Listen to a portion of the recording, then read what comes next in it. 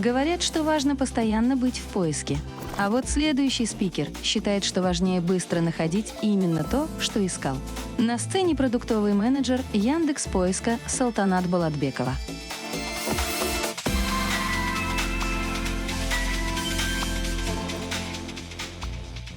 Всем привет! Меня зовут Салта, я продакт-менеджер Яндекс.Поиска в Казахстане. Наверняка многие из вас не помнят, как нам жилось без интернета. А вы представляете, каждый пятый житель Казахстана не знает, каково это, потому что каждый пятый житель — это школьник, то есть они родились вместе с интернетом. Сегодня мы очень большое количество задач делегируем интернету.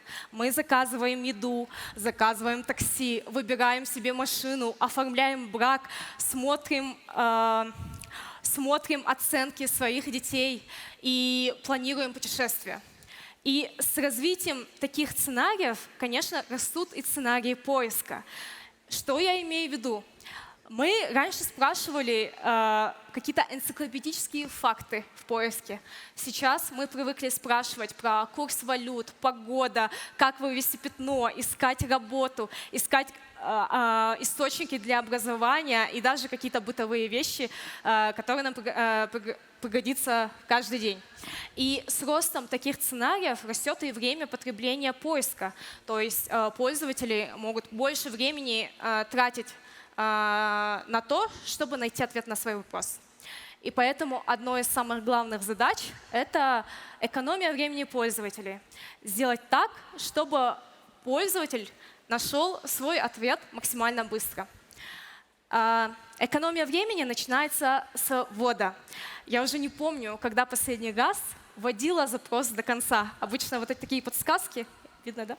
Обычно эти подсказки позволяют мне предугадывать и вводить свой запрос быстро. И более того, на некоторые запросы в Яндекс.Поиске показывается ответ сразу среди подсказок. Даже если вы не нажали на кнопку поиска или на кнопку «Найти», вы все равно получите ответ еще до этого. Но не всегда у нас есть возможность вводить на клавиатуре. Иногда у нас нет казахской раскладки, а иногда мы просто, как казахстанцы, очень сильно любим аудиосообщения. Мы идем в СТО, идем в салон и все время общаемся аудиосообщениями в мессенджерах. И поэтому у нас в Яндекс.Поиске появился первый в мире голосовой поиск, который понимает казахский и который понимает два языка. Так, кстати, еще мы экономим 6 миллионов часов с такими подсказками. Давайте я сейчас попробую показать, как работает голосовой поиск. Для этого прям в лайфтайме я открываю свой телефон и передаю коллегам. Коллеги, примите, пожалуйста, мой экран.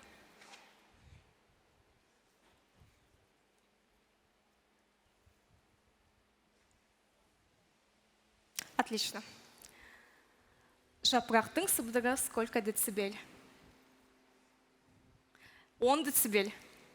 То есть даже когда мы смешиваем... Даже когда мы смешиваем два языка, или мы можем говорить чисто на казахском языке, и нас поиск поймет и выдаст ту информацию, которая нам нужна. Но вот это одна из составляющих поиска. Нужно еще найти быстро ответ. И для этого, давайте слайд вернем. У нас появились первые быстрые ответы на казахском языке. Например, қазақ тіліндегі ең ұзын сөз қанағаттандырылмаған языке, и самый длинный вопрос здесь. Это может быть пару предложений, либо это может быть собранная карточка, где есть картинка, интересные факты или полное описание и то, что может помочь пользователю. Например, я спрашиваю про клетку, и мне сразу собранная энциклопедийная карточка про клетку. Почему это важно? Потому что в основном такие большие технологии идут в направлении языков, у которых есть статус международного языка или у которых очень большое количество носителей. Но мне нравится, что Яндекс тут пошел по другому пути, и мы сейчас адаптируем наши технологии под казахский язык и справляемся успешно, и видим, что нашим пользователям это нравится, и это очень сильно вдохновляет. И таким образом каждый 5-й запрос пользователя решается быстрым ответом прямо на выдаче Яндекс.Поиска. Но что интересно, 68% запросов на казахском языке — это про образование. Это прецедент, потому что это считается очень большой долей образовательных запросов. Вы помните, да, вначале я говорила, что каждый 5-й житель страны — это школьник, то есть они ходят в школу, обучаются, и больше половины из них обучаются на казахском языке. И я сама помню, когда я училась в казахской школе в 9 классе, я искала дополнительные материалы, дополнительные статьи по физике. И в интернете в то время вообще ничего не было, ни на казахском. А в школьной библиотеке была единственная книга про техника термодинамика, тогда как существует очень много разделов физики, и чтобы это все покрыть, изучить, нужно было изучать это на 2 языках, на русском и на казахском. И мы с командой подумали и решили, что если у подрастающего поколения будет меньше таких языковых барьеров для того, чтобы получать образование. И изучили, какие есть классные сайты для обучения, и посчитали. Для примера, на казахском языке есть 240 тысяч статей на Википедии. Кажется, что это очень много. Но на английском есть 6 миллионов статей, и это только на Википедии. Поэтому мы, проанализировав эти хосты, перевели их и положили внутри поиска. Теперь, когда люди ищут про культуру Кашмира, и нет статей ни на казахском, ни на русском, но зато есть статья на английском, которая переведена, и она находится в топе, таким образом, можно сказать, что Казнет стал богаче на 15 миллионов статей. То есть команде удалось перевести 15 миллионов документов. Документами мы называем это сайты для образования. Это, мне уже кажется, много, классно, но есть еще одна магия для меня — это видеоперевод. И этот онлайн-видеоперевод, эту фичу мы решили показать вам прямо в режиме реал-тайма. Моя коллега снимала на видео начало моего выступления, отправила мне в Telegram. Сейчас я попробую открыть это видео в Яндекс. Так, минутку. Открыть это видео в Яндексе и нажать на кнопку перевода. Это у меня займет немножко времени. Подожди, пожалуйста. Так.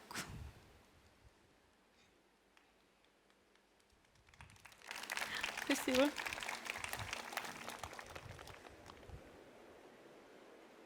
Так.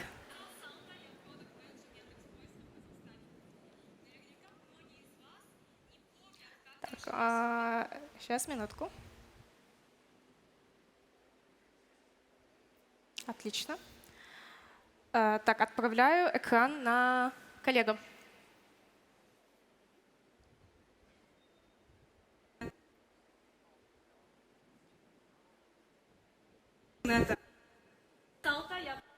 Так.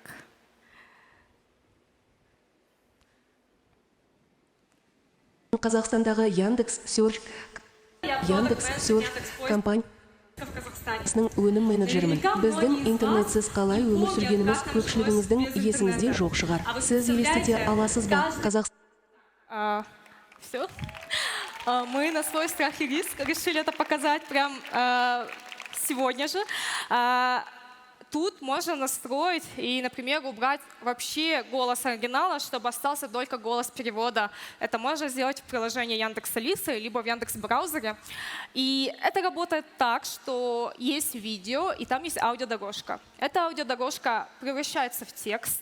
затем текст переводится на казахский, и затем обратно синтезируется видео, учитывая пол спикера, учитывая скорость говорящего. И тем самым мы получаем в итоге картину, где аудио не отстает от видео и наоборот.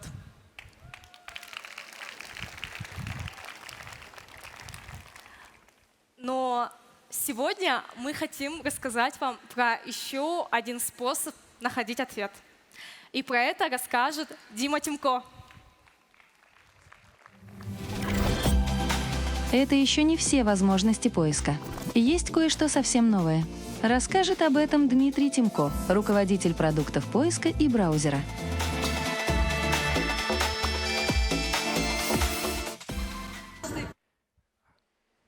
Всем привет, меня зовут Дима Тимко, и я руковожу несколькими продуктами в Яндексе, в том числе и поиском. И немножко предыстории про поиск. Когда поисковики только придумали, это было больше 25 лет назад, люди, столкнувшись с этой технологией, они обращались к поисковикам так, как привыкли. А привыкли они спрашивать, задавать вопросы у людей. И это было невероятно мило и вежливо. То есть, дорогой поиск, скажи, пожалуйста, какая погода завтра? Дорогой поиск, скажи, пожалуйста, сколько ехать до какого-то города? Все было мило, но постепенно и мы менялись, и понимали, что с поиском надо говорить более, роботопригодно. И поисковики тоже развивались и искали все лучше, лучше, быстрее, все более релевантная информация доставлялась. И, в общем, вот так вот примерно чуть больше 25 лет поисковики во всем мире развивались, пока не наступил конец 2022 года и не случился самый настоящий бум LLM. Или больших генеративных моделей, в том числе больших языковых моделей. Эти модели, если простым языком, это звучит невероятно, но и, может быть, даже мелко для них, все, что они делают, это предсказывают следующее слово по уже написанному тексту. Кажется, что все это очень просто, но невероятно, что с помощью этих технологий удалось сделать. Модели начали отвечать на вопросы. Очень круто, чаще умнее людей. Модели понимали, и продукты, которые на них делали, понимали человеческие запросы. То есть можно было буквально вот тем самым даже вежливым языком у них спрашивать, и они дают ответ. И более того, важный факт, что модели проходят тест Тьюринга. То есть буквально придуман еще больше чем полвека назад тест, который и призван, чтобы решить, может собеседник отличить модель от человека или нет. В общем, не может. Генеративные модели, они проходят тест Тьюринга. И, в общем, как поиск как будто бы потерял такую уверенную монополию на отвечать на вопросы, на отвечание на вопросы, так мы вот так шутим в компании, что человечество потеряло монополию на интеллект. Но не все так просто. И есть две важных особенностей этих самых больших генеративных моделей. Первое — это галлюцинации. Очень от большого желания, скорее всего, помочь людям, отвечая на их вопросы, модели придумывают факты, информацию, которые очень похожи на правду, но на самом деле таковыми не являются. Когда к нам только в руки попали первые продукты, мы начали спрашивать про свои родные города, про какие-то вещи, которые мы знаем, и с удивлением обнаруживали какие-то достопримечательности, например, в наших городах, которых там никогда не было.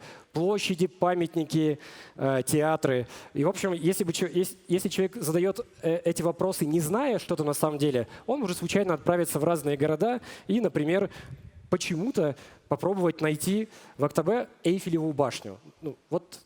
И даже появился именно устойчивый термин галлюцинации. Вторая особенность заключается в том, что генеративные модели, они обучаются на определенном датасете, на ограниченном. И этот датасет в том числе ограничен не только размером, но и датой, когда он был собран. Дата, после которой началось уже длительное обучение модели.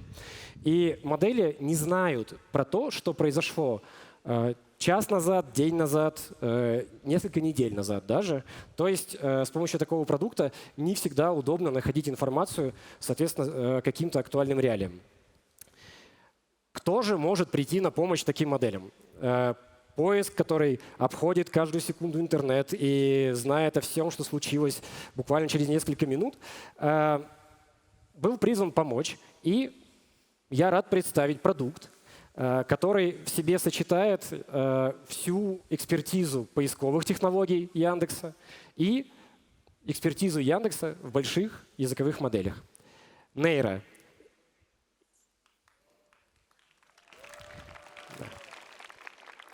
Или, как мы к нему еще добавляем, ответ, в котором весь интернет. Сейчас объясню, почему про него мы так говорим. Посмотрим на него чуть поближе.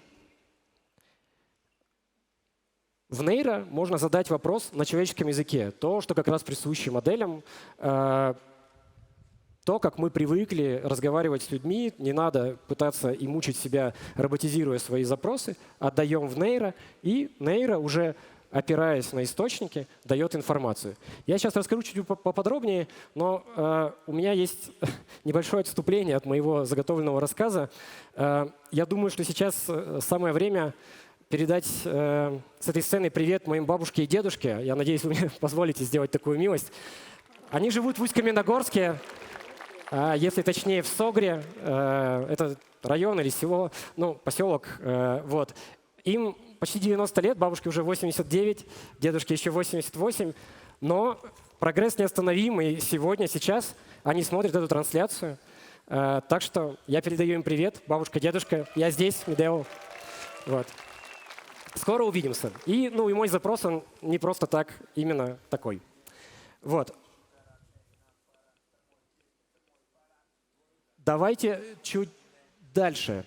Я чуть-чуть погружусь вниз и расскажу, как это работает. У нас, значит, когда нейро получает запрос, то дальше он его как раз отправляет в тот самый поиск. Поиск уже делает то, что он умеет лучше всего. Он находит несколько десятков источников с релевантной информацией. Дальше уже нейросетка отбирает 5 наиболее подходящих. И дальше уже после выделения главной части из этих источников нейросеть строит ответ. То есть не просто выдирает куски, а именно строит ответ. И было важно, вот помните тот самый слайд про галлюцинации? Мы буквально учили модель не врать. Это правда, вот насколько это мило звучит, настолько это мило и происходит. Если модель с источников берет информацию и что-то придумывает, мы ее ругаем. Если она справляется хорошо, все данные точны, информация с найденных источников не перевирается, а делается какой-то правильный вывод, мы модель хвалим. Честно говоря, вообще не совсем понятно, наступит ли то будущее, которое мы все себе представляем, когда мы говорим, ну вот, нейросети, технологии, мы скоро уже не будем ничего делать. Пока происходит, если честно, с точностью да наоборот. Мы всей компанией учим моделей, делаем так, чтобы им было удобно потреблять информацию, чтобы они куда-то продвигались, становились умнее, и сидим ночами, размечаем ответы модели, говоря, так, это кажется хорошее, а это плохой. Но, в общем, надеюсь, что все-таки когда-то будущее наступит, и мы будем хотя бы равно друг на друга работать. Вот. В нейро в том числе. Очень важно с самого начала обучения моделей, так как поиск изначально работал и на казахском, и на русском, мы учили модели на документах, среди которых были как казахские, так и русские документы, и документы из разных страновых интернетов. И поэтому наша модель очень круто работает в казахском интернете. И более того, если мы вводим запрос на казахском, то ответ мы получим тоже на казахском языке. Вот. Да. Спасибо. И для демонстрации, как вы уже поняли, у нас есть магистр лайв-демо. Я приглашаю на сцену для помощи уже полюбившуюся вам мою коллегу Салту. Салта. Давайте. Так, я открыла экран. Можно, наверное, сюда выносить. Все. Нажимаю на «Эра». Давайте спросим. Планетада қанша адам бар? Сколько на планете живут человек?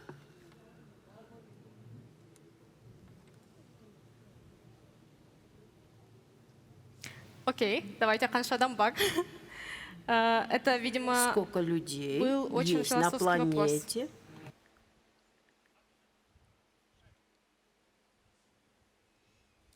Планета даже это же 1 миллиард адам бар. На планете И мы можем живут открыть 7,5 эти миллиардов источники человек. и увидим, что это довольно свежие источники, довольно свежие данные с июня 2024 года, о котором знает уже нейропоиск. Спасибо. Все, я пошла, пока. Собственно, про источники, про которые упомянула Салта. Дело не в том, что мы строим, не только в том, что мы строим ответ на этих источниках, и он получается достоверным. Для удобства пользователя мы сохраняем источники в ответе, чтобы пользователь мог пройти по источникам и самостоятельно доизучить информацию, погрузиться в тему. То есть нейро дает емкий, короткий ответ, но часто тема требует, конечно, большего изучения, и поэтому достаточно удобно это делать с нейро. И интересно, что как пользователь получает возможность доизучить тему, так и люди с сайта, которые в итоге являются источниками для ответа, получают дополнительный трафик с помощью нейро. Вот, это очень важно. Вторая штука, про которую обязательно нужно рассказать. Вскоре в нейро появится контекст. То есть можно будет продолжать общаться с нейро человеческим языком, не перезадавая запросы громоздко каждый раз, а именно просто доспрашивать. Какую одежду взять, какие есть особенности. Нейро будет понимать, что выше по диалогу мы говорили про поездку, и будет просто продолжать отвечать в контексте именно этого диалога. Уже скоро это появится в нейро тоже. Можно будет спрашивать еще, и если слова будут заканчиваться, нейро можно отдать картинку. Нейро поймет, что на картинке, и будет отвечать на вопросы.